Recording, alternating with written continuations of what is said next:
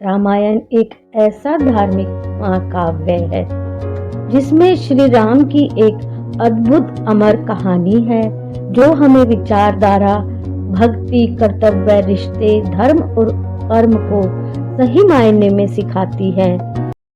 ये है मधुर moral story के वीडियो में बात करेंगे रामायण की एक ऐसी अनसुनी कहानी की जिसे सुनने के बाद आप अपने आंसुओं पर काबू रखना और उसे महसूस करना।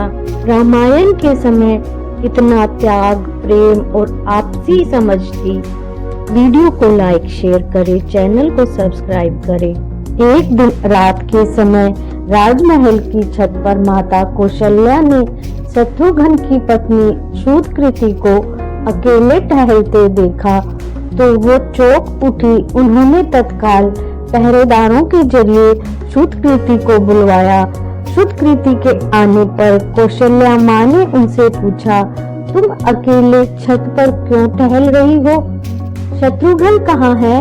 तो शूद्रकृति ने कहा, मुझे नहीं पता माता, वह तो मुझे 13 वर्षों से कहीं नहीं दिखे।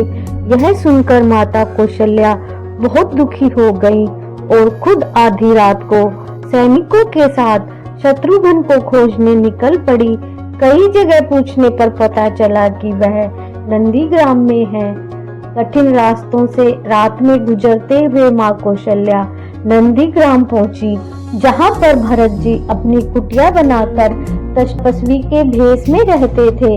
माता कौशल्या ने देखा कुटिया के बाहर बड़ी चट्टान पर अपनी बाह का तकिया बनाए शत्रुघ्न जी गहरी नींद में सोए थे। बेटे को ऐसी हालत में देखकर माँ कौशल्या डरित हो उठी। उन्होंने शत्रुघ्न को प्यार से छूकर आवाज लगाई तो वो चौंक कर उठ बैठे। शत्रुघ्न ने हैरानी से पूछा, माँ आप यहाँ कहाँ? आपने आने का कष्ट क्यों किया?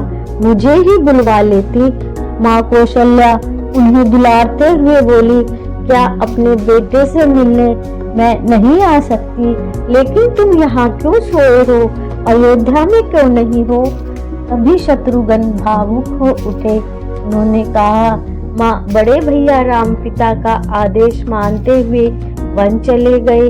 साथ में भैया लक्ष्मण और भाभी सीता भी गए। अब भैया भरत भी नंदीग्राम में कुटिया बनाकर रह रहे हैं, तो क्या राजमहल का ठाट बाट मेरे लिए ही था? इस पर माँ कौशल्या कोई जवाब ना दे सकी। शत्रुघ्न ने भाइयों को वन में रहते हुए देख खुद भी पत्नी और भोग विलासिता से दूरी बना ली थी, मगर माता कौशल्या के आदेश पर उन्हें मथुरा का राजा बनाया गया।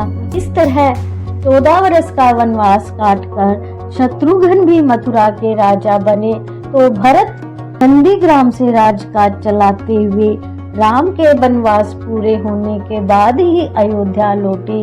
अगर आपको वीडियो अच्छी लगी हो तो लाइक, शेयर करें, चैनल को सब्सक्राइब करें, कमेंट बॉक्स में जय श्री राम अवश्य लिखें।